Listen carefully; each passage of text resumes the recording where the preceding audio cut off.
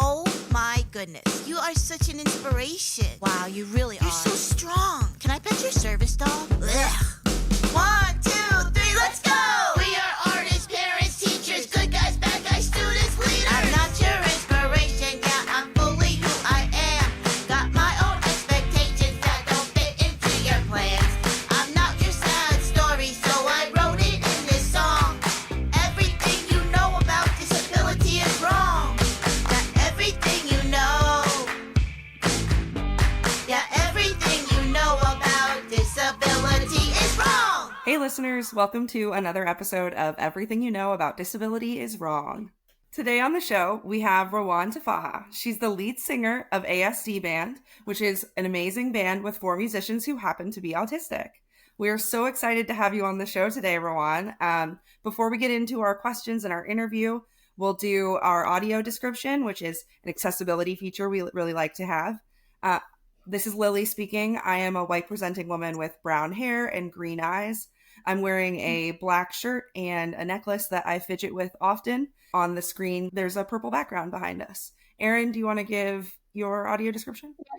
Hi, this is Erin. I'm wearing a white shirt, and the blue shirt is blue and white. And I have red hair and blue eyes. And my bedroom is behind me. Hello, I'm Rawan Tuffaha. I have, black and blackish brown hair, dyed in a curly, bleachless ombre effect. And I'm wearing a lavender turtleneck with white and gray on it. Rawan also has really gorgeous eye makeup on that I talked about before we started recording. I'm a makeup artist, so actually. I didn't know that. That's I cool. graduated from Sheridan College before COVID, in class of 2019 for makeup and for media and creative arts. Oh, that's so cool. And that's such an incredible skill to have. The person that I make movies with does hair and makeup as well. And her having that skill set is so incredible. I'm pretty bad at makeup, so I always am jealous of people who are good. I hope I could do yours one day. Oh, that'd be a dream. That'd be so fun. Ron, you are having a very exciting year. Do you want to just tell our listeners a little bit about yourself and what you've been up to? Currently, I am a student at Metalworks Institute, for a college for music, and I am studying, the music performance program. And I will graduate in August. That's incredible. I'm also enjoying, that I'm making friends with my classmates and getting along with the professors too. Oh, awesome. We'll definitely get into that. And I want to hear about your college experience in general. And you're also the lead singer of this incredible band so the band has been together for a little bit. You have music. Listeners, check out their music. It is awesome. And it's available on Spotify. I think it's available on pretty much all streaming platforms, right? And if you're listening to this podcast, you should pop over and listen to a few of their songs. They're really incredible. But on top of just making cool music, right now there is a documentary that was just made about your band. And through Easter Seals, we've actually been doing showings of it. And I think it'll officially come out next year. So that is incredibly exciting. When did that process start? Well, we first started, the documentary in 2020. First we did, we were initially supposed to have, a performance concert, but that got canceled because of COVID-19. So what happened was we had a documentary instead, and, we just worked on original songs. And then 2021, it got released. 2021 we had our first album and we had a documentary on it to boot. It was really great. And I just wish we could have I wish COVID never got in the way when it happened, because we work really hard on what we love and what we do. Yeah, that's incredible. And what a great pivot to, you know, if you couldn't perform live, to get this documentary made and get your music kind of out there and have people know your story. Because your band's music is incredible, and the story of just your band's experience is really incredible, which we'll get into further in the interview. Erin, you want to ask our namesake question? Yeah, sure. So our podcast is called Everything You Know About Disability is Wrong. And that's like, that title is based on our experience of people making incorrect assumptions about us. So I'm going to ask you, what do people get wrong about you and what and your disability? All right. I think that it's their perception of me. Like, they first thought that I was bratty or entitled, when really that is not true.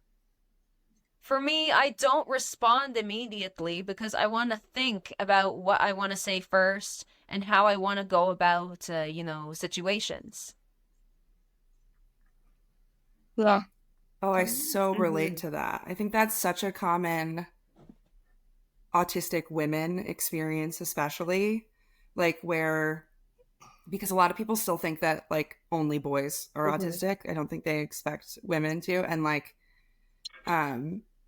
just growing up, I always felt like people thought that I was like rude or bratty. I got bratty all the time, or that like sometimes people would think that I thought I was better than them. And it's like, I never thought that. I don't know where you got that from. But I think it's just because of like maybe that I think and talk a little different. So I totally relate to that experience. And it's hard to be like trying so hard to be nice and then to be told that you're being like bratty. Like, that's such a hard thing to deal with.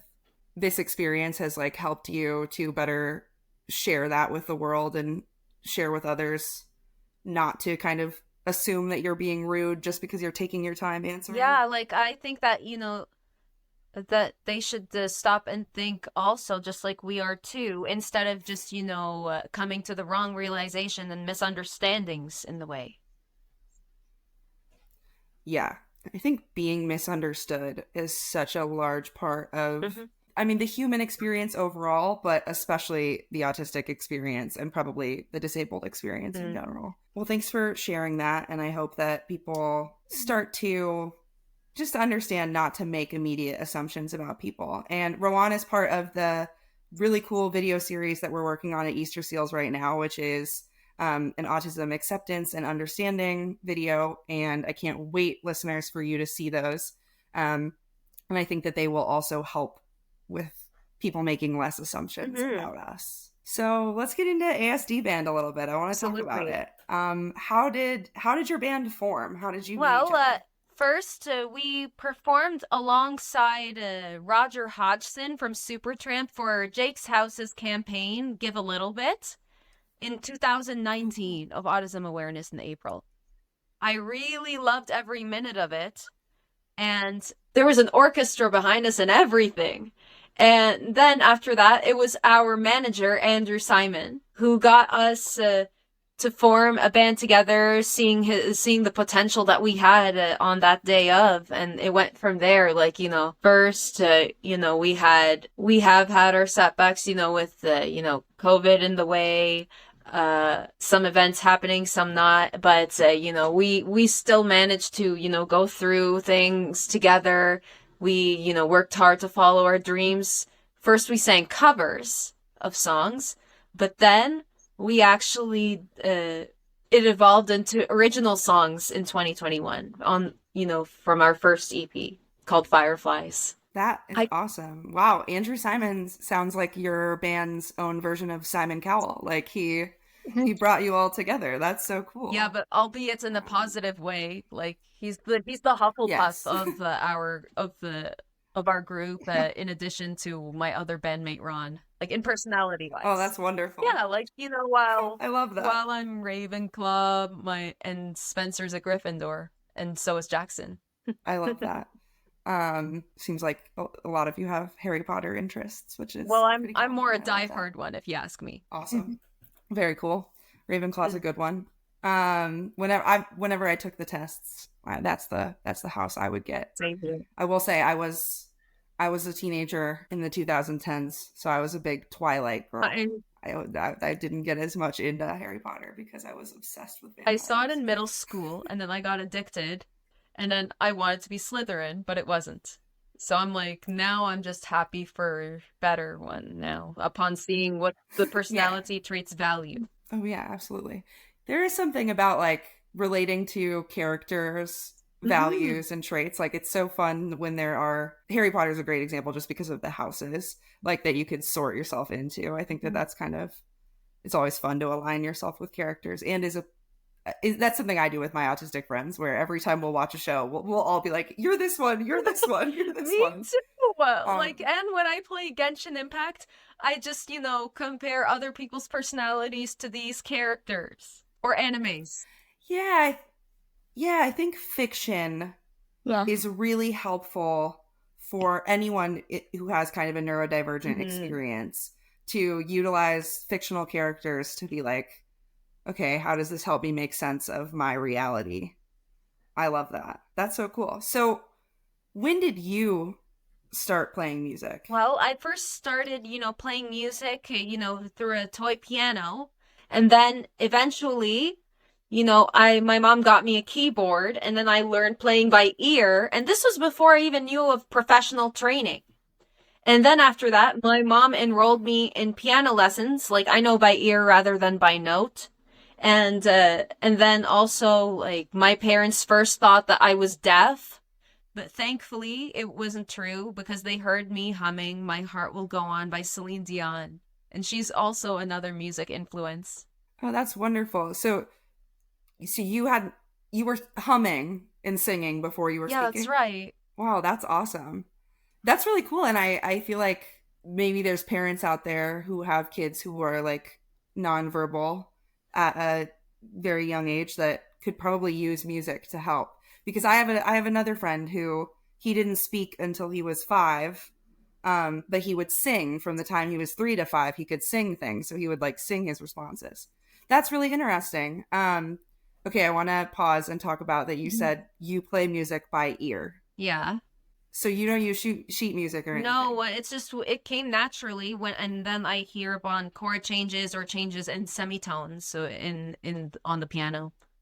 Wow. That's awesome. Yeah, so you hear that, like you can hear it in like, I love, playing, sometimes like, I also play ukulele, and, I play it, so that I can come up with melodies too, and piano has also been another asset, when coming up with original songs as well. So how do you write original songs? Okay. What's that process? Well, my style of songwriting, it's like a non-fictional book, and it always comes from the heart. Like, the good or bad experiences, I use it to write, and it's like my creative outlet. I love that. That's great. I really liked the way you phrased that, like a nonfiction book. Like that that makes sense with the songs I've heard of your band are very like personal experiences, and especially I really enjoy listening to your band sharing the songs that are so specifically about the autistic experience, because like Fireflies was my very first original song, and wow, and it talked about like overcoming the stigma of autism and how it differs from person to person, because it's not a one size fits all kind of thing. Yeah, Fireflies is this sort of anthem of like acceptance and refusal to be underestimated. Listeners, there's the lyrics featured heavily in that song are "We're different but not less," and that I was just so moved the first time I heard that song, because there's the I think it's the bridge. I don't know music that well, but there's the section where you're talking about like the lights are too loud and you're touching me, but I don't want that. That's a rap, but yeah. Yeah, and it's so like honest and just the real truthful experience of being autistic, and I think that is really incredible. We've had a couple guests on here, but Lachi and Galen Lee specifically have talked to us on this podcast a lot about the power of using music to help people better understand disability culture. And I think your music does that, especially Fireflies. Fireflies, and then the song Masquerade, which I think one of your bandmates wrote. Yeah, just really incredible raw honesty about the autistic experience. And I think that music is such a good way to get people to better understand you, rather than like just talking at them. Sometimes music is the best thing. Well, that's incredible. I'm really glad that you use this ability. I mean, you've taken this talent that you have as someone who your brain makes music on its own. That's incredible. And you've taken that and become really an advocate with your music. It is autism advocacy. That's really incredible. So with that in mind, what does autism acceptance really mean to you? Okay. I think what autism acceptance is that, people, are more open and they're not really closed-minded when it comes to this. I think that I want them to be understanding, and instead of, hiding it like the plague, I think that, that autism should be celebrated instead of masking. Because sometimes I just don't like when certain situations, take a toll on us, and we don't know what to do in certain things. Yeah, absolutely. I think that's just a theme we come up on this podcast a lot, of this like this kind of desire that this world has had for so long to just really, exactly what you said, hide people away like the plague, like whether it's physical disabilities or like neurological, like autism, things like that. There is kind of this like, there used to be this movement of like just hide things away, and I do think that now we're starting to have real representation in music, in TV shows, in books, and say that like, no, we're here, we're going to take up space, and there's no need for us to hide. Yeah. And it's like, it's very interesting because like you have a different disability than I do, but we all have that experience of wanting to not be hidden away. And I think that's really a powerful thing when people with different disabilities can have that same experience and advocate together. Well said, Erin. I agree. Totally. So, Rawan, I saw you were on the Kelly Clarkson show, and that was really amazing. And can you tell us a bit about that? How was that experience? Okay, that experience with Kelly Clarkson was so amazing.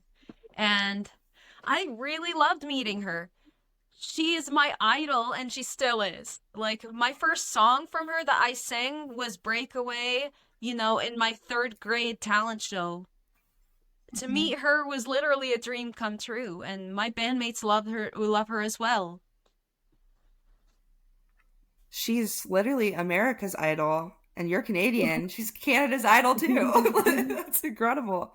Yeah, that's amazing. She's as genuine as she seems. Like, she's that kind. Absolutely. And nice. She was funny, that's smart, and humble, and really, honest too. That's so wonderful. And I feel like it's just really cool that she's having a lot of different, I think I've seen that she's had a couple different autistic advocates on this month for autism acceptance. That's really cool to see, kind of like famous mainstream neurotypical people taking time to highlight us and the cool things we do. That's awesome. Being on Kelly Clarkson and with having this movie made and people watching your movie has probably brought a lot of new attention. How have you handled this new attention and like growing on social media, things like that? How's that been? Well, I am who I am, and I don't think that I will change. And I'm also thankful to Andrew for that. In addition to my parents too, who taught me like, great positive values. And this YouTuber called Darman, and his YouTube skits talk about positive, valuable lessons. Like this one skit I saw, with the moral of the story was, it was called "The Entitled Influencer Gets Cancelled," and the moral of the story was, fame is fleeting, so you must be humble and modest and not forget where you came from. And I took that to heart, since then. And he's been handling the attention as well. He's opened a lot, and Andrew's opened a lot of doors for us. And we're thrilled for the support and the positive vibes that I'm receiving. And I also got reached out to by other parents and DM'd on Instagram about it, and how they're very appreciative of us as role models for their kids. Oh, that's wonderful. That's got to feel really good to get messages. Yeah, it like was that. great. That's amazing. And I'm so glad that your manager, Andrew, is such like a champion Absolutely. for you guys. And that's really wonderful. I think that having someone who is going to open doors for you and like advocate even outside of disability, but just like advocate for like, get this person, you want to hear this person sing, you want to hear this, that's really incredible. And having a supportive manager, I think, is pretty crucial to being any kind of entertainer. I like what you said about just staying yourself, because you're going to be you no matter how many people see you. Yeah. That's really literally what I want in myself as well. Yeah, I think that makes total sense, especially you and I have already talked when we were making the autism acceptance videos, but talking about like masking and overcoming masking, I feel like that must, if you've already practiced unmasking and becoming your true self, then maybe it's like a little easier to not fall into the traps of like becoming this like version of yourself to be famous. Yeah, like I did mask growing up. And, during my time in middle school, I did do that. And back then, popularity was all the rage. And it felt like, like fame was the most important thing. But it's just, it was hard because, I didn't find anyone who I could trust. Or, it was hard for me to tell who's my true friend or not. And I didn't know when I was being manipulated either.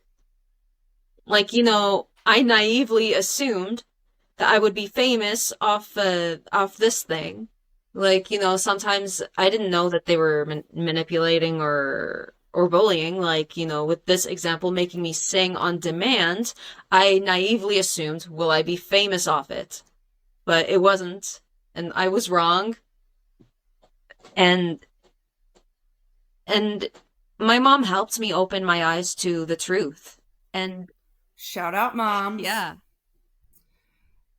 That's someday when we make merch for this podcast, that's gonna have to be something, because we say that in like every episode. Shout out moms. Erin and I both have incredibly supportive mothers who have like also helped us navigate the world. Like, yes, shout out moms. Man, I think that you just covered something that a lot of autistic kids go through. And I'm sorry you went through it. That like feeling of thinking that you're making friends or thinking that you're kind of part of like a joke or something, and then realizing you're kind of the butt of it. Like you say, people making you sing on command. I definitely experienced things like that. You too? You did?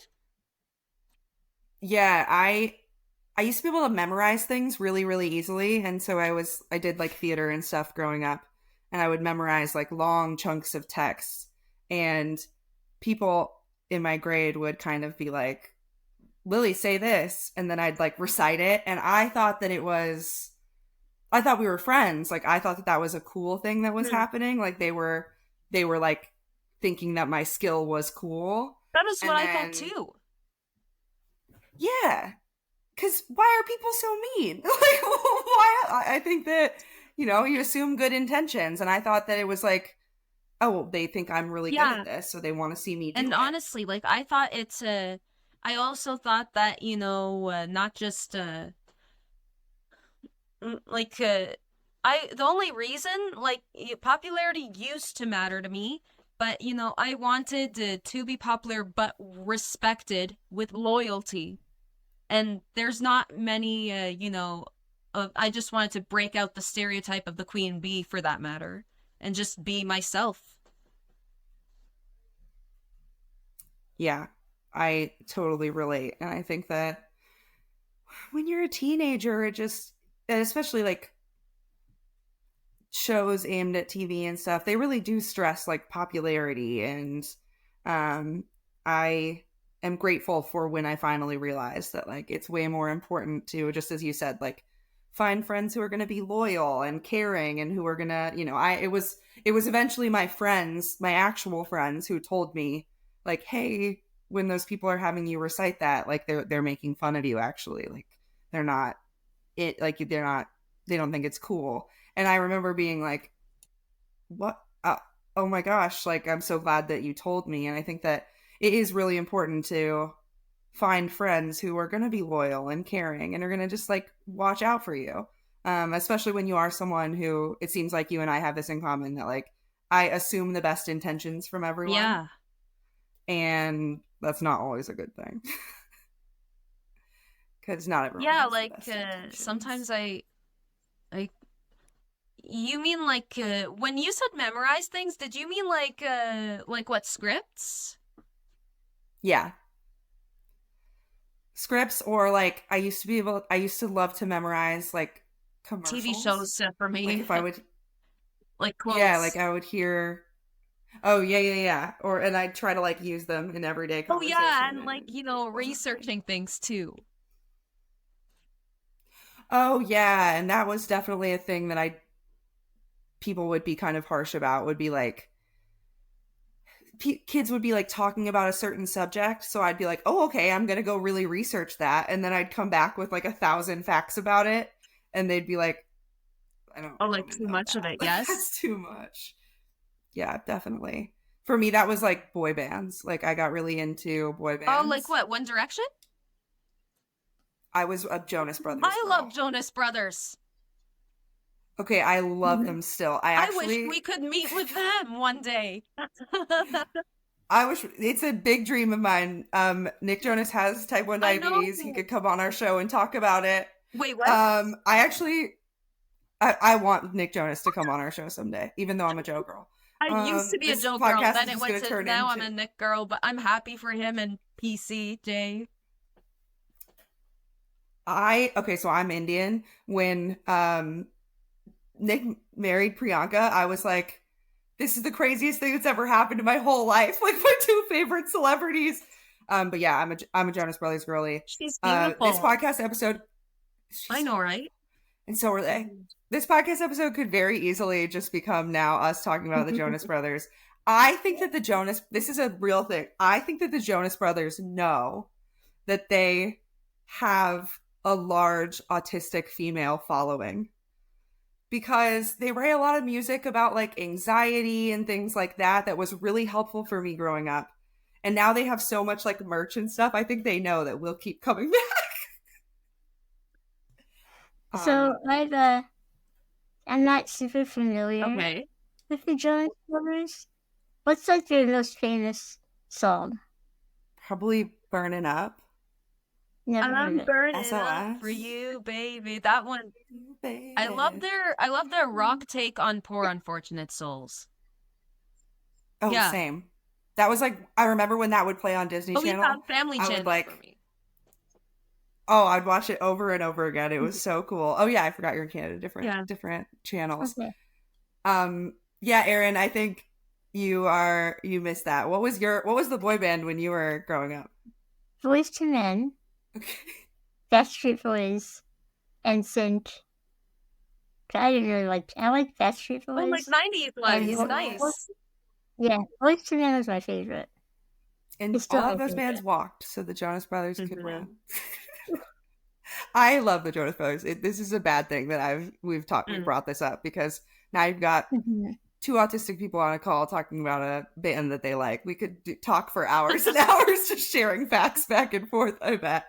I have a Jonas Brothers tattoo that I got because when I was a young girl, I told myself if I could grow up and be successful and make my dreams come true, I would do that. So when I started to really accept my autism and try to love myself, I got that tattoo as a reminder of the little girl in me that really loves things. I love that person, and I'm not going to shut her down. Okay. I won't let us talk about the Jonas Brothers the entire episode, but you mentioned that you had trouble making friends or knowing who were your true friends growing up. Now you're in college, and you said that you have made friends. What has that experience been like in college making friends? To be honest, you mean in my current program? Okay, well, as you know, I'm, in Metalworks Institute for Music Performance in my city, Mississauga, Ontario. And my experience, allowed me to broaden new horizons, and not just the academic aspect, but the friendship aspect too. In friendships, I was not lucky before, but thankfully I met great people who are supportive of me, and they're not judgmental at all. My favorite moments was also with ASD in addition to that. I'm proud to have Ron, Jackson, Spencer, and Maury as great friends and stuff. For example, Spencer was very supportive, when, after a gig, we wanted to return from, Cincinnati, Ohio. And then when we went back to the airport, it was our first flight that got delayed and then canceled. And I was freaking because I've never handled this before, and what way can I get home? Because, unless I can teleport, there were no kiosks at that airport or a person, to check us in, on, with the process of starting to get in and check in to the hotel, not hotel, check into the airport to our flight. But we couldn't access our boarding passes thanks to that. And it was pretty difficult, and he helped me through it. And it was really great that he did that too. And also, as for the thing with my classmates, we have, these rehearsals, last semester we did an assignment on, pick covers of songs and make them different genres than the initial one that was there. Yeah, and we performed them together.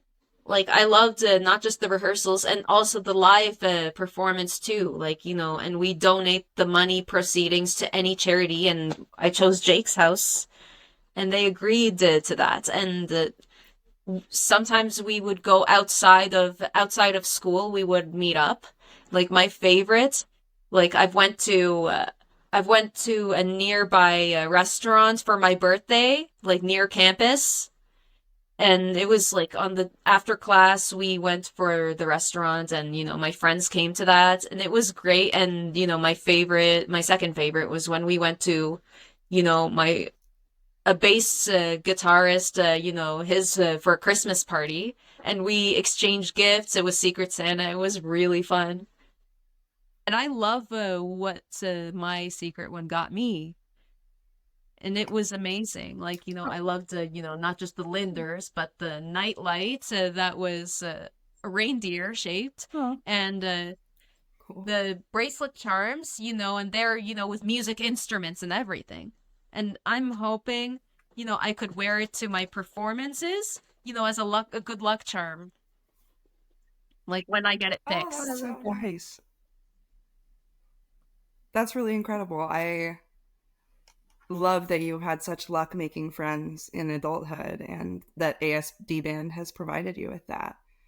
This is kind of a good segue into the next section of this interview, where we like to talk about the pillars that Easter Seals we are working for equity and access in, which is community, health, education, employment, and transportation. Okay. You just brought up you just brought up transportation in that you had that experience. How do you manage traveling? I guess you kind of answered that your the ASD band, your friends are really helpful for that. But is traveling kind of in general stressful for you? Sometimes it's just, it depends, like the process,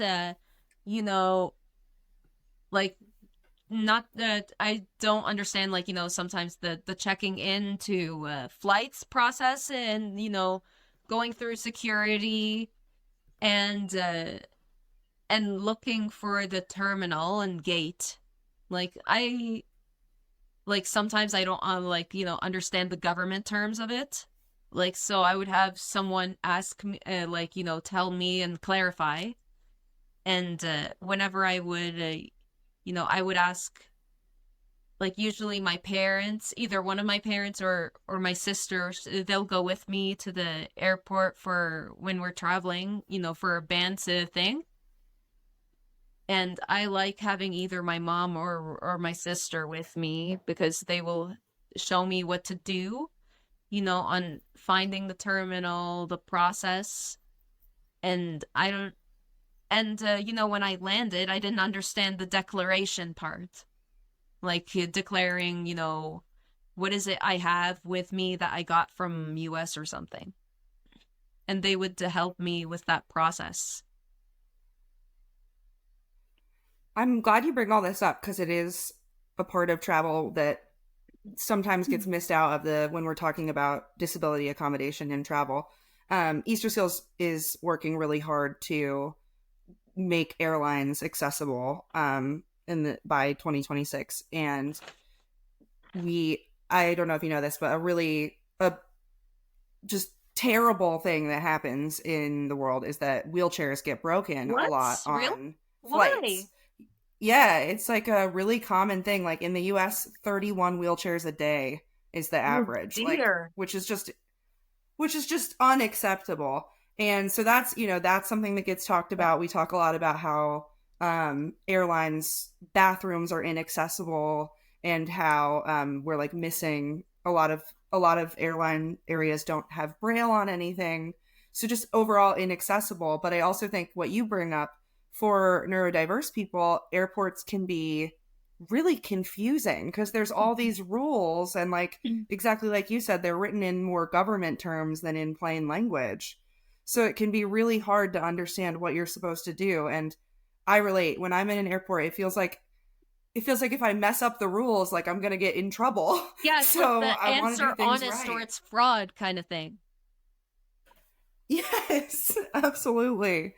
So I think that's I think plain language is an important accessibility measure that airports need to take, so that it is very clear what needs to be done.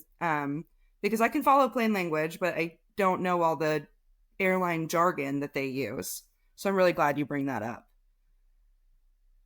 What other pillars should we get into, Erin? Well, let's talk about health. So when you were diagnosed with autism, what kind of support were you given? Okay, well, at age 1, I was diagnosed with autism. The support I had was, therapy, speech pathology, ABA, and behavioral, and in addition to social skills, like learning about how those work. And also in high school, from freshman to senior year, there was this unit called GLE, called General Learning Education, and they taught, us on the spectrum, about social skills. There was, a body language unit, friendship ones, bullying unit, there was love, and sex education. Like, they even showed us, how to put how does it work, and if the sexual things, be careful of these diseases and whatnot, and and condoms don't always guarantee and stuff. So they taught me really great things for the future. I've never seen that before in disability education. I think that's amazing. Yeah, that's so important. I think so many disability education programs just assume like, well, these disabled teens don't need to know about sex ed. What's that got to do with them? But it does. Like, that's really important. And comprehensive sex education is how you learn about consent and like safety. And I think that's really important. So I love that that was part of the program you went through. I think that's really incredible. And this was in Canada? Yeah, that's right. That's really cool. And what a great program. And so you had good experiences with all of the therapies and programs you did? like it's made me the person that I am now. That's really awesome. I'm so glad that you got the support you need. And I mean, you're clearly thriving. Like, you are doing so well and making amazing art, and you're super fun to talk to. Like, so that's so good that you got to this place. I'm so happy that that happened. Do you utilize any supports at your current education, like in your current school? Are there any supports available? Well, sometimes I would speak to I would talk to my friends. I'm also like, from my former IEP, like, in high school, like I was allowed to, double the time in tests and exams. And Cool. I would book, TA sessions, for assistance on, my assignments and preparation for tests and exams. Because, like, my goal in this program, I wanted to, get 80s and 90s, like go all Rory Gilmore on the whole, on my grades. And so far I've been doing that, and I'm hoping to get honors one day, because it was a struggle for me, like, in high school. Like, I got a 79. It's just the passing, the honors, it was 80 and up to get there. But I'm hoping, like, I'm trying to fulfill my goal for myself, and, doing things the right way, studying honestly, like that kind of thing. And I don't want to step on anyone to get ahead. And, take with me what I learned in school and use it out in the real world, with music. And, I hope one day that we're well known and overcome the stigma of autism and famous too. I hope so too. And I think you guys are well on your way. I mean, you're making incredible art. I think that you're clearly so driven. You're at this time, while your band is like growing and doing these things, you're getting an education. I'm so glad that you're able to get those supports. I think that so much of what people think for people with any disabilities, like if people have stigma about like whether we're smart or not, or what we can and can't do, I think that people need to realize that like with adequate support, we could do whatever we put our minds to. Like, you have a goal that you're working towards, so you just need the support to get to that goal. I think that's really incredible, and I'm really glad that you've had that, from a healthcare standpoint. Growing up, you're able to get those therapies and things, but also continuing into education. That's obviously something that is a big deal with Easter Seals, that we have programs that serve people at all ages and stages of life, because disability support can't just end when you turn 18. Like, it's really important that it continues throughout life. And because there's not that much autistic adult stuff, especially in the US. A lot of supports end when you turn 18. And that's like sad, because it's not gonna like, disappear once you're 18. It's a permanent thing. Yep. Yeah, I had experience with that. Because when I was in college, I was on my dad's insurance. And then as soon as I aged out of my dad's insurance, I had such trouble getting the services that I need.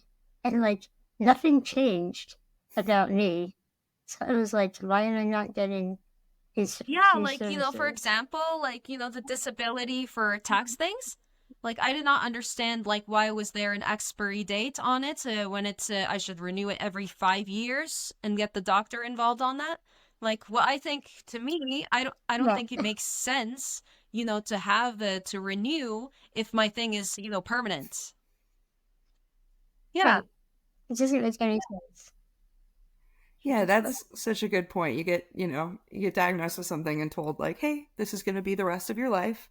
And it's like, okay, so if I can accept that, why can't my medical providers accept that? Like, this is forever. This isn't, the renewal processes are just, there's just so many barriers to getting the support that is necessary, which is a shame. And I do think that all this type of advocacy, from a podcast like this to the music you make to the ASD Band, the movie, documentary being made, like, I think that the more non-disabled people can see that we're real humans that deserve support, accommodation, all of these things, I think the more we get out there, I hope that the world gets rid of some of those barriers and it becomes easier, because you're right, you shouldn't have to renew every 5 years.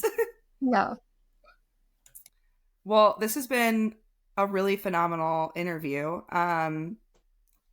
I think we'll wrap up, but I wanted to bring up one more thing that you and I had talked about the last time. One of the areas we work in is employment and making sure that people with disabilities get hired, because that's a real problem. A lot of people with disabilities face discrimination. And you shared with me a little bit about that. So can you share with our listeners what your experience has been? To be honest, I have been having trouble, like, even looking for a simple part-time job. When I was looking for jobs to get hired, at my nearby local mall or the plaza near me that I can just walk from, like, what happened, or within my field of makeup too. Like, I tried searching for jobs, but then, I get the automated HR response saying, they won't go through with our forward. And whenever I do have the interview, like physical ones, what happens is that, when I mention that I have autism, it just, it kind of sadly rubs them the wrong way. And, I've been declined of being hired because of it. But even though I still don't know the main reason, like, why I was declined in the first place. But I think that what companies should know and do to be inclusive is that they should have coaching. The government needs to support, others, for jobs, and it would really be beneficial. And the thing is, if you're going to hire someone who is autistic, they thrive by rules and adequate training so that they are well proficient in what they do, on the job in a professional setting. And, not to judge a book by its cover. And, there's more to people, there's more to what meets the eye with, others on the spectrum. And that's what I think the companies should be more inclusive on that. Yeah, I think a lot of companies don't understand that, like, someone's disability can be a huge asset. And, like, you just assume that we're not qualified. And it's just not the case. Yeah, and other than that, I managed promoting by promoting while juggling school and ASD. Like, I managed promoting by, taking permission to go. I would tell, the head of student success ahead of time. I would prepare for tests whenever I could. Like, for example, from my flight to and from New York, when I'm at the gate, I got cue cards with me to study in between flights. And that's what helped me. Yeah. That's great. If you awesome. Also, heads up, if you want to access ASD Band, the movie, you can access it on asdband.movie. And you can follow us on ASD Band Official on Instagram and TikTok. You can find the link on Spotify and Apple Music. Yeah, and if you click this specific link in this that's linked on our webpage, actually 50% of the proceeds for the ticket you buy to watch the movie will go to Easter Seals, which is really incredible. And again, just showing how much awesome advocacy you're doing, and just what we were just saying about employers shouldn't underestimate. I think that someone would be making a major mistake to underestimate you. Rawan, you are like doing everything. And even what you just said, that you're flying to and from New York to interview with the Kelly Clarkson show, and during that you're using flashcards at the gate. Like, you are somewhat unstoppable. Yeah, That's pretty like, incredible. I was studying for an exam that was to do with school, but I managed to take advantage of this by, studying whenever I could, like, in between the flights until they called us to the plane. Yeah.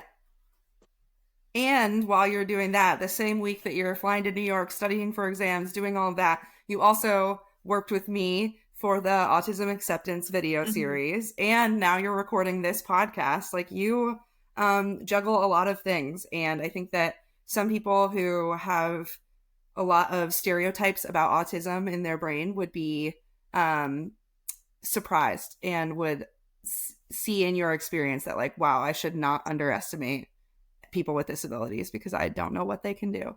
And, I never want to perpetuate the trope of that, like, you have to be exceptional with disabilities to mean anything. But at the same time, like, no one wants to be underestimated. Everyone wants the chance to be their most exceptional self, I think.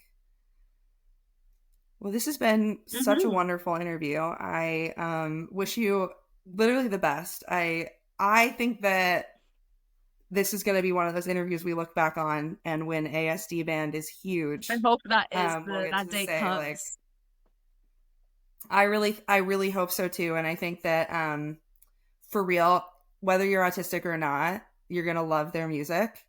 If you are autistic and listening to this episode and you related to any of the things that Rawan and I were relating on about the autistic experience, you gotta listen to their music. I'll wrap this up by saying that the first time that I listened to Fireflies, now finding out that that is your first original song, I am in awe, because the first time I listened to that song, I was literally choked up. Like, I was like on the verge of tears because it was so incredible to have my experiences, to be able to listen to them through music. Like, that's just really incredible. So thank you for the amazing music you're making and the work you're doing. And thank you. I also can't wait for a second album to release too.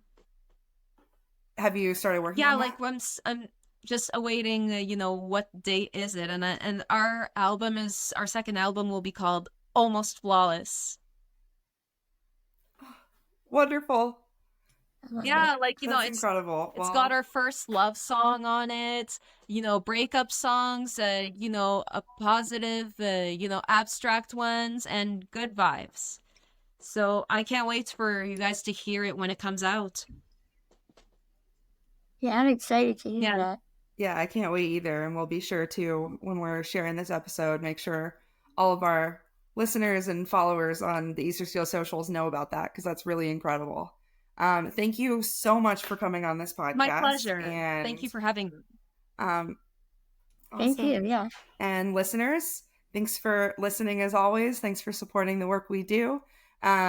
See you next time on another episode of Everything You Know About Disability is Wrong. Thank you. Bye.